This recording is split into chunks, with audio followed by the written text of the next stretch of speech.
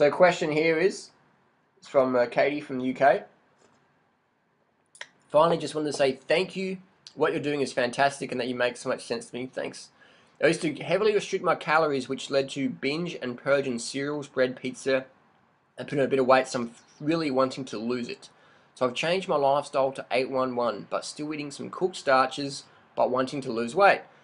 I know you say to eat as many carbs and fruit as you want, but an 811 book says that a 130-pound woman should eat around 1,500 calories a day. I run for about 45 minutes a day, but want to lose weight, so I'm confused as to how many calories I should be eating.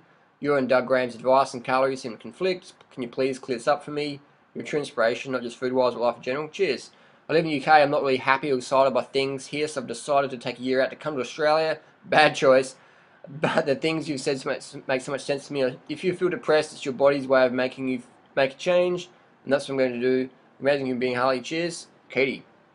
Okay, let's tackle that one at a time because it's got a few questions in there. So here we have heavily restricted my calories, which led me to binge and purge on cereals, bread, pizza, and put on a bit of weight. Well, here's the thing. Cereals can be high fat or they can be low fat. Bread can be a high fat or it can be a low fat. Pizza can be very high fat or it can be low fat. What do I mean? Cereal, if you just have rice, which is a cereal, or cornflakes, if you just have rice or cornflakes, they're very low fat. But if you add dairy to them, they become high fat. If you add cream to them or whatever, they become high fat.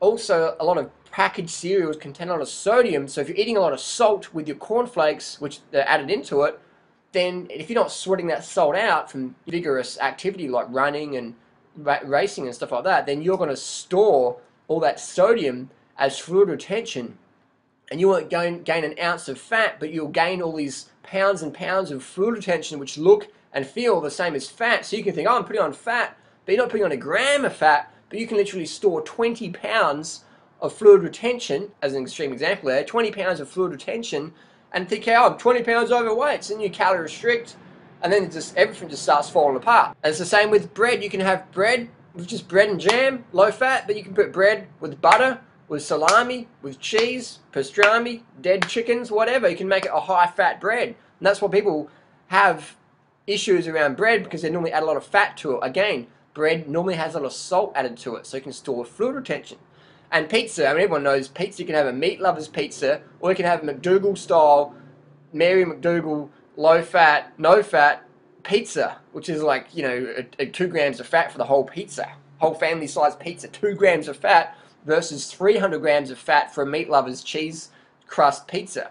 So we've got 2 grams versus 300 grams. So when we say cereals, bread, and pizza may be fat, then that's really inaccurate because they do not make anybody fat, but the salt that they normally accompany can cause fluid retention, which looks as fat, and the fat that people normally eat with the breads, the cereals, the pizzas will definitely get stored as fat, because we know the fat you eat is the fat you wear without exception in the long run. So I've changed my lifestyle to 811, but still including some cooked starches. One includes weight. Again, we've got the sodium retention thing there, so if you're eating a lot of salt and you're not sweating it out, I'm not talking Bikram yoga where you're breathing in everyone else's farts. I'm talking sweating where you're hiking up the mountains, you're riding your bike to work, you're chasing the kids around the playground. I'm talking that sort of sweating.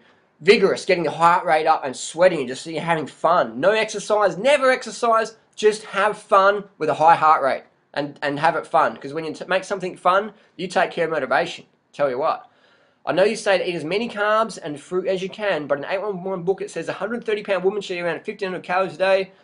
Well, we're sort of generalizing there, because the 130-pound woman might be living my lifestyle where she can just sit on the beach all day and just make a few YouTube videos and blah, blah, blah, and not do much at all. Or the 130-pound woman might have 3 kids to look after and she's a single mother, or she's, you know, trying to change her lifestyle around, or she's selling the house, looking for a place to live. An 130-pound woman with responsibility trying to eat 1,500 calories a day, that's a recipe for mental and physical disaster. That's a recipe for stimulant dependence.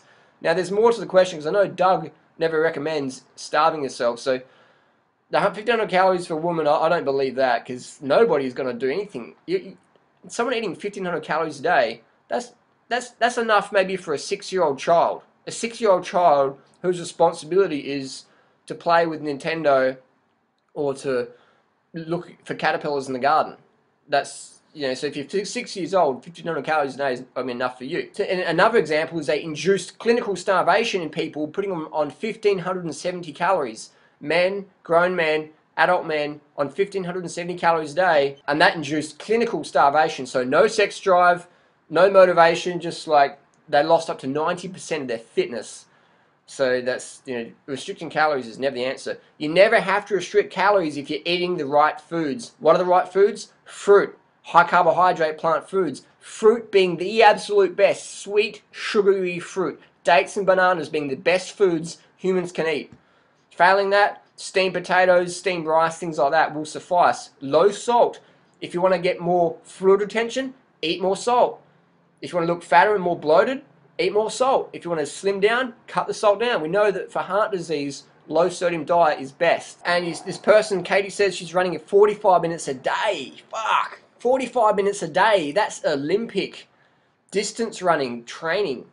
That's 45 minutes a day. I've never ran 45 minutes a day in my life. Ever. And I'm running sub 3 hours marathon, sub 35 for 10K. I've never ran 45 minutes a day. That is a lot of training. That's fucking world class. That is literally world class amount of training, 45 minutes a day. So you're training as a world class athlete, and you may be trying to eat 1,500 calories a day, and you're wondering why you're going to be binging on fatty, greasy foods. So bottom line here, Katie, what you want to do is you want to eat as much as you want, carbohydrates, fruit being the best. Failing that, the steamed potato, steamed rice, low salt or better no salt. The fruit's just going to be your best. That's why, I've done all my experimentation. Fruit's the best. Here, up here. Fruit's king and queen for health, vitality, weight loss, athletic performance. Fruit is the best you can get. You just got to get enough calories from that, and that can be very hard if you're not living in a good place. So that's my advice: is smash in as many calories as you want. Eat 5,000 calories a day. Eat 8,000 calories a day if you care for. Eat as much as you want. Never ever limit. Only count calories so you get to eat as much as you want. Count calories so you know you're getting enough. Eat unlimited. Don't do little no. Eat as much as you want. If you want to live as much as you want, eat as much as you want. If you want to stay away from the foods that make you feel shit, eat as much of the good stuff as you want. Unlimited. Anyone says fruit makes you fat, look at me, look at Doug Graham, look at Roger Hesker, look at all the skinny people out there. People say, oh, Doug Graham says eat too much fruit, but Doug Graham's too skinny. Like, fruit makes you fat, but Roger Hesker, he looks like a scrawny 14-year-old schoolboy with his shirt off. Oh, doing right, you look like anorexic. Look, fruit makes you fat. Here's the thing, fruit makes you fat, doesn't it? Look at Freely. Oh, Freely looks like a lollipop head. Oh, Freely is too much fruit. Too much fructose makes you fat. Freely doesn't know what she's talking about. Fruit makes you fat, but Freely's too skinny. You know what I mean? It's crazy stuff. So eat as much as you want, definitely. And coming to Australia, come to Australia if you've got a lot of money. Because Australia is very expensive, way more expensive than the UK for fruit. Way more expensive. Because we grow all our fruit locally. And when you grow something locally, you can charge as much as you fucking want because there's no international competition. It's illegal to import bananas in Australia, so local farmers charge what the fuck they want. Last year, bananas were $20 US per kilogram. So that's just how it is. But I mean, local's good and stuff, but for the consumer, local can be really fucking expensive. And then the farmers get shafted because they raise their prices. People buy less fruit. And the farmers have to raise their prices more, people buy less and less, and it becomes this vicious cycle. So coming to Australia for fruit is a bad idea, unless you know some people own an organic banana farm and they can give you some good deals like we know, but otherwise it's really fucking challenging. So I'd go to Thailand. If you want to travel. Go to Thailand and live on $10 a day because it's so cheap there. That's my tip. Bottom line, eat as many calories as you want. Cut your training back because you're doing way too much. You're training like an Olympic athlete. Cut it down to maybe 5 minutes jogging a day and then build it up over the next 5 years. And that's simple as that. Otherwise, you're just going to burn out and you're going to end back up on those other forums like Give It To Me Raw and stuff. And oh, what do I do? So that's bottom line. 5-year plan. That's it. Raise your training 10% per week. And if you're new to jogging, I mean, you might be an Olympic athlete. I don't know because you haven't really said how much what your height is. So you could be 4'2", or you could be 6'5". So you know, we don't have your body mass index there, so it's hard to estimate. But either way, if you're new to running, give it 5 years before you start doing 45 minutes a day, because that's Olympic. I train with Olympic runners, and 45 minutes a day, that's what they're doing. You know, that's a lot of running. That's fucking. Even some of them aren't averaging 45 minutes a day. That's a lot of running, man. 45 minutes a day, that's fucking huge. And I couldn't even do that. That's a lot. I mean, yeah, that's a lot of running. It's 45 minutes a day. Cycling, yeah, you can do that because it's low impact, but that much running, man, that's a lot. So I'd maybe invest in a bicycle and jump on the bike and slowly build up the running, assuming that you don't have a base net. But that's my advice. Unlimited calories, training 10% per week increases, build up the volume 10% per week. So if you've done 10 miles this week, next week will be 11 miles, so. And just go with that. Eat as many carbs as you want. Keep salt down low or no. And go. That's simple as that, man. It's just basically the stuff you'd know. If in doubt, just ask what would Duran Rider do. And there you go. That's your answer. Thanks for watching. Post your comments and questions down below. Don't forget to click like, share, subscribe if you want to see more of these videos. If you have any questions you want answered, post your questions down below and let's see if we can get to yours. And I'll see you soon.